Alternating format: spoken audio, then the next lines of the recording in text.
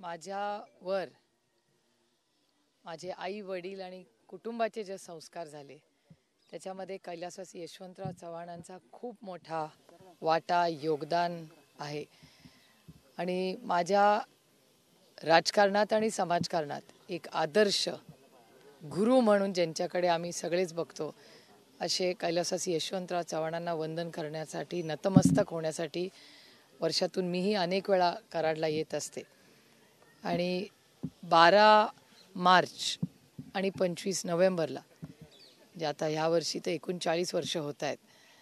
मला अजूनही तो दिवस आठवत आहे. पाटील साहेबांना तर क्लिअरलीच आठवत असेल की माझ्या आयुष्यात मी माझ्या वडिलांना म्हणजे अतिशय हताश दुःखी किंवा कोसळताना इमोशनली कधी पाहिलं असेल तर तो हा दिवस. मला अजूनही तो दिवस माझ्या आयुष्यात, कारण का तेव्हा एवढं काय आम्हाला समजत नव्हतं, वयाने लहान होतो, पण आपल्या वडील किंवा आपल्या घरात काहीतरी खूप वाईट झालेलं आहे आणि त्याच्यामुळे आपलं कुटुंब आपले वडील हे खूप डिस्टर्ब झालेले आहेत, खूप वाईट घटना झालेली आहे.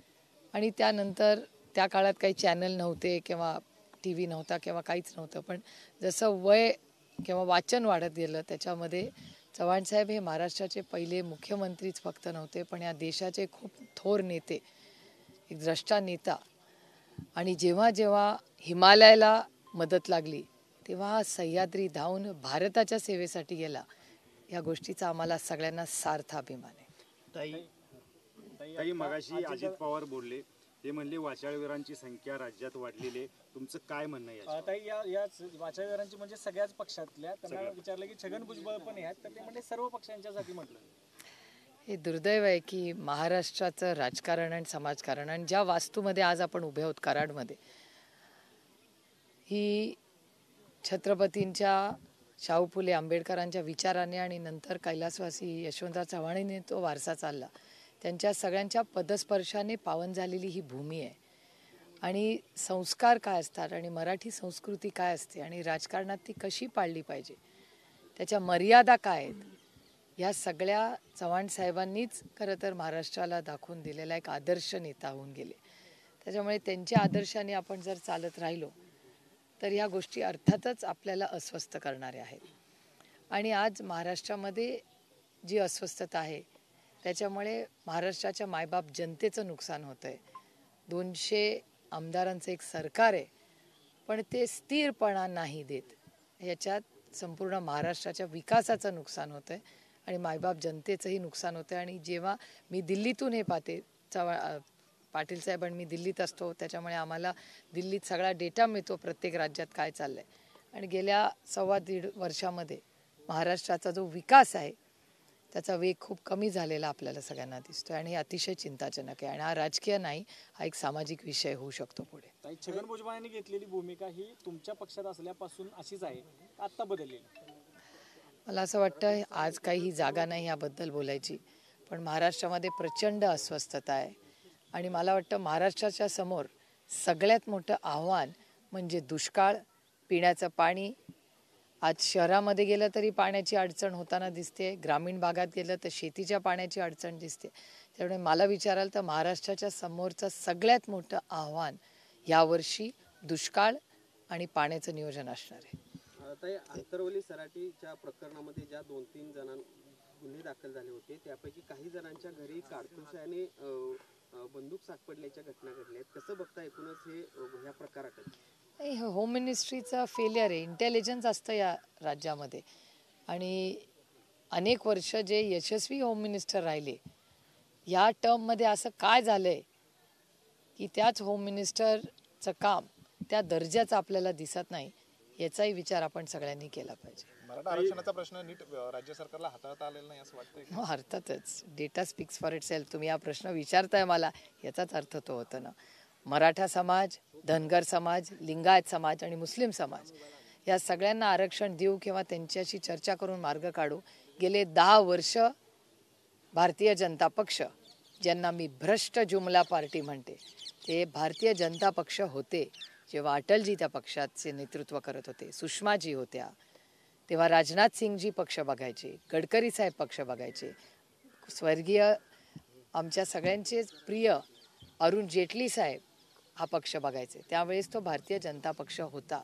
आज दुर्दैवाने या सगळ्यांनी जे योगदान दिलं किंवा असंख्य या देशातल्या कार्यकर्त्यांनी ज्यांनी भारतीय जनता पक्षाला आजपर्यंत सत्तेत आणलं, त्या कष्ट करणाऱ्या लढणाऱ्या सगळ्या भारतीय जनता पक्षाचे पदाधिकारी, नेते आणि कार्यकर्त्यांनी जे कष्ट केले त्याच्यावर पूर्णपणे आज केवढा मोठा बदल त्या पक्षात झालेला आहे आणि ती आता भ्रष्ट जुमला पार्टी झालेली आहे. दुर्दैव आहे त्या पक्षाचं आणि त्या कार्यकर्त्यांनी ज्यांनी इतके वर्ष संघर्ष केला. ताई मराठा आरक्षणाच्या निमित्तानं किंवा इतर आरक्षणाच्या निमित्तानं जातीचं राजकारण वाढू लागलेलं आहे.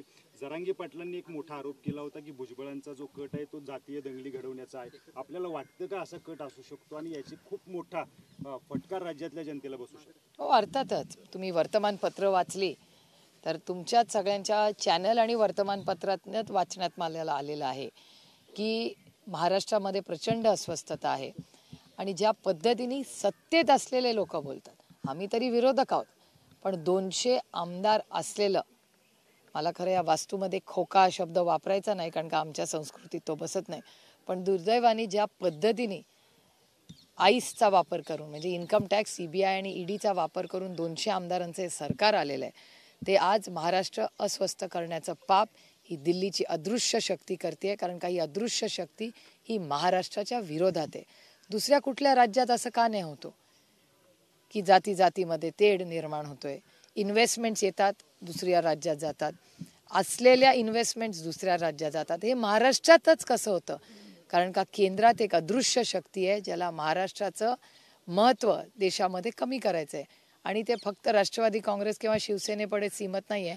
भारतीय जनता पक्षाच्या मराठी नेत्यांवरही ते घात करतायत. त्याच्यामुळे मराठी माणसाच्या विरोधात केंद्र सरकार आणि अदृश्य शक्ती एक मोठं षडयंत्र महाराष्ट्राच्या विरोधात करते. जरांगे पाटलांचं पुढचं टार्गेट नेता म्हणून भाजप असेल का आणि त्याच्याबरोबर देवेंद्र फडणवीस असतील का, असं वाटतंय का तुम्हाला? मला नाही, टार्गेट वगैरेचा विषय नसतो. जेव्हा ह्या भावना असतात लोकांच्या, कोणी काय टार्गेट करून गोष्टी करत नाही, लोकांच्या भावना असतात आणि जे सत्य असेल ते लोक एक लोकशाहीमध्ये बोलत असतात. एखाद्या नेत्याला जर काही बोलायची इच्छा झाली म्हणून तो काय आपला विरोधक आहे म्हणून तो फक्त आपल्याला टार्गेट करतो असं नाही. अनेक वेळा आमच्यावरही टीका टिप्पणी झाली आम्ही सत्तेत असताना, म्हणून आम्ही काय लगेच विक्टिम कार्ड खेळलेलं नाही. ठीक आहे, काळ असतो आणि आपण त्याचं म्हणजे एका संवेदनशीलपणे आपण त्याची उत्तरं द्यायची असतात. खरं तर जरांगे पाटलांच्या पाठीमागे शरद पवार आणि उद्धव ठाकरे यांच्या मागून हे त्यांना हँडल करतायत अशा पद्धतीचा एक आरोप आता भाजपकडून केला जातोय ह्या सगळ्या प्रकरणांमध्ये. भारतीय जनता पक्षामधलं कोण हे आरोप करते? भारतीय जनता पक्षाचे नेते म्हणजे कोण? नेते मंडळी हा आरोप कोण नाव सांगा. नाही नाही, मग असं हा विषय ते करतात. अरे खाजगीतल्या गोष्टींवर कसं बोलणार? खाजगीत बरंच लोक काय बोलतात. थोडंसं महाराष्ट्राचं राजकारण समाजकारण गांभीर्याने गॉसिपवरती जाऊन आपण सगळ्यांनीच म्हणजे आमच्यासारख्या लोकप्रतिनिधी तर जास्ती जबाबदारीने बोललं पाहिजे. आणि मला विचाराल तर आरक्षणाचा मुद्दा हा अतिशय संवेदनशीलपणे महाराष्ट्राच्या सरकारने त्याच्यासाठी सेशन बोलवलं पाहिजे, त्याच्यावर चर्चा केली पाहिजे. मराठा समाज, धनगर समाज, लिंगायत समाज आणि मुस्लिम समाज या सगळ्यांच्या मागण्यांबद्दल अतिशय संवेदनशीलपणे चर्चा झाली पाहिजे. त्या चर्चेला पूर्ण ताकदीने आम्ही तयारी आहोत आणि आमचा पाठिंबाही राहील. केंद्र सरकार असो किंवा महाराष्ट्राचं सरकार यांचं अपयश लपवण्यासाठी जातीमध्ये तेढ निर्माण केलं जाते असं जाणीवपूर्वक घडते असं वाटतंय का आपल्याला? वर्तमानपत्रात सगळं वाचलं तर शक्यता नाकारता येत नाही. आणि तुम्ही बघाल महागाई, बेरोजगारी आणि दुष्काळ याच्यावर महाराष्ट्र आणि केंद्र सरकार बोलतच नाही आहे. तुम्ही आज महाराष्ट्राचा आढावा घेतला तर महागाई याचा डेटा तुमच्या समोरच आहे.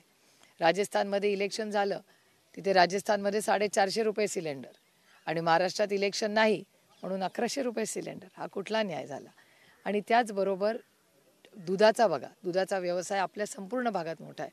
शेतकऱ्याचे 7 रुपये कमी केलेले आहेत, पण मग पुण्या मुंबई किंवा शहरामध्ये 7 रुपये कमी झालेत का? नाही.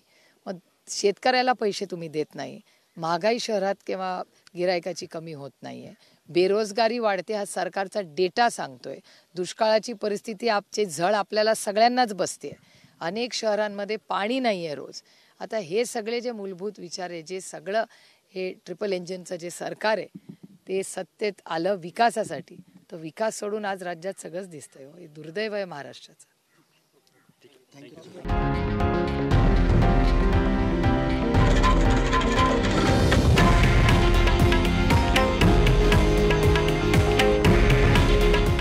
आहे देशातील नंबर 1 न्यूज नेटवर्क आणि आपण पाहत आहात TV9 मराठी.